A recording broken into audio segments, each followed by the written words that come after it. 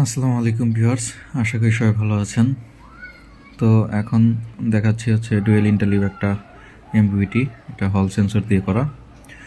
তো এটা আমরা এখন দেখাবো যে ব্যাটারি থেকে লোডটা নিলে লোডের কী অবস্থা হয়, আর ডুয়েল ইন্টারলিভ ব্যবহার করার সুবিধাটা কেমন, কতটুকু হয় সেটা দেখানোর চেষ্টা করব আর কি। ব্যাটারিটা যে ডুয়েল ইন্টারলিভে কতটা সাশ্রয়, কতটা কি সেটাই দেখাবো। সেটা হলো, আমরা এখন একটু আগে দেখে নেই যে আমাদের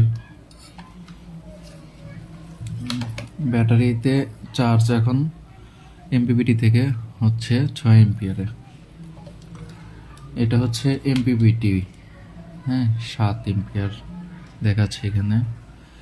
আর এটা হচ্ছে আমাদের আইপিএসটা রান হয়ে আছে অন, কিন্তু লোড নাই।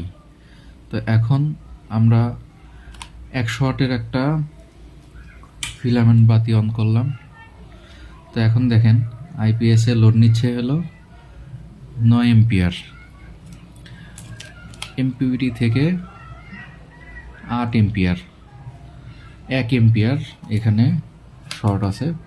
দেখেন আমাদের ব্যাটারি থেকেও কিন্তু 1 এমপিয়ার সামথিং টানতেছে, তার মানে ব্যাটারি কিন্তু ইউজই করতেছে না, ব্যাটারি থেকে আপনার নিচ্ছেই না বললেই চলে। আমরা 100 ওয়াটের একটা লোড জ্বালাইছি, 1 এমপিয়ার সামথিং করে টানতেছে, আবার 2 হচ্ছে। তো এখন বিষয়টা হলো যে এই যে এমপিভিটি থেকে 8 এমপিয়ার পাচ্ছে, আর আইপিএস লোড টানছে হলো 9.5 এমপিয়ার। 9.5 এমপিয়ার আইপিএসের থেকে পাচ্ছে হলো 8 এমপিয়ার, মানে 1.5 এমপিয়ার শর্ট। এই 1.5 এমপিয়ার 1 সামথিং এমপিয়ার কিন্তু আপনার নিচ্ছে ব্যাটারি থেকে। এটাই হচ্ছে লোড শেয়ারিং বা ডুয়েল ইন্টারলিভ এমপিপিটির সুবিধা, যে আপনার যখন ব্যাটারিটা একদমই ফুল হয়ে যাবে বা লোড যা থাকবে তার চেয়ে এমপিপিটি থেকে যদি বেশি এমপিয়ার দেয়, তাহলে কিন্তু ব্যাটারি ইউজই করবে না।